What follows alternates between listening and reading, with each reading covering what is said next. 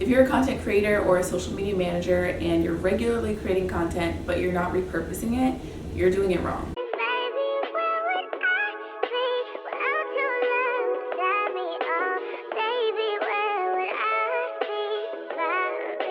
What's up everyone, my name is Charissa. Welcome back to my channel where I teach you the strategies and trends that I've discovered as a social media strategist and coach to help you grow your business. As a social media strategist and coach, one of the things that I talk about all the time is creating a social media strategy and how you should not post without a social media strategy.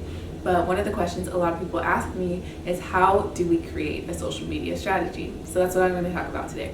So when coming up with a social media strategy for a new client of ours, the first thing that we look at is content pillars. I've spoken about this in previous videos, but basically what a content pillar is just a category of content. You can categorize content into inspirational, engaging, viral, and shareable, savable content. You can categorize your content by pop culture and current events. And if you're a social media strategist like me, then one of your content pillars would be social media tips and helpful strategies for other social media managers or for other business owners. For every business, for every brand, it's going to be different, but those are just a couple of examples of what content pillars could look like. So after deciding what the content pillars are going to be, we pick about 3, 4, and maybe even 5.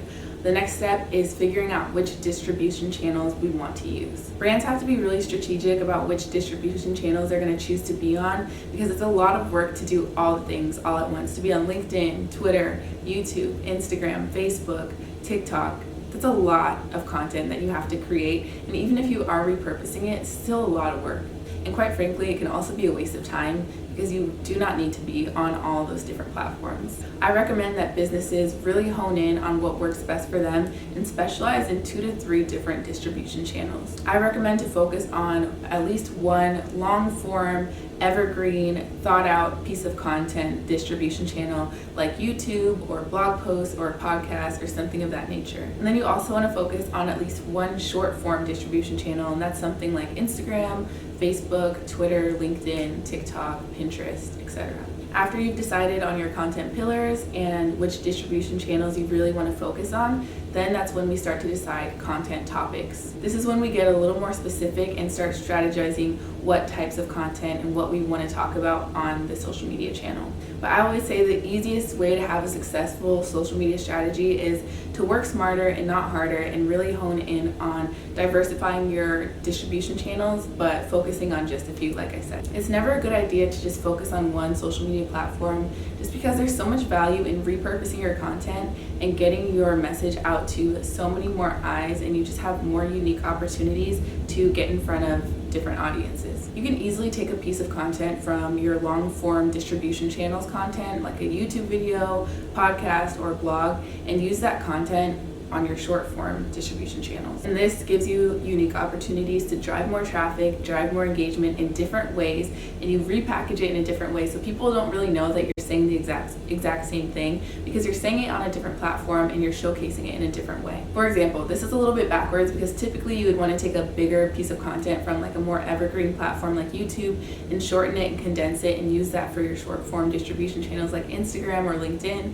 But I actually made an Instagram post a couple days ago about exactly what I'm talking about right now, and I'm using the points that I spoke about in that Instagram caption to make this YouTube video. The reason this strategy works is because if your content is optimized for one platform like Instagram or YouTube, it's likely that your content is also going to be optimized for those other channels as well. Especially if we're talking about YouTube, this is using Google's search engine. So if things are optimized for YouTube and there's a topic or a piece of content that's really popular or trending for YouTube, then chances are people are going to also be interested in that topic on other platforms as well. Also, when you're doing this, don't forget to do platform specific hashtag and keywords research to make sure you're reaching the right audiences. So the keywords and the tags that I'm using under this YouTube video are different than the hashtags that I put under my Instagram post, and that's going to be different than the hashtags that I would use on my TikTok, just because there are different hashtags that are trending for different platforms. So hopefully this gave you a little bit of insight into how I formulate my social media strategies for myself and for my clients. Be sure to give this video a thumbs up and subscribe if you learned something helpful, and don't forget to follow me over on Instagram and TikTok as well.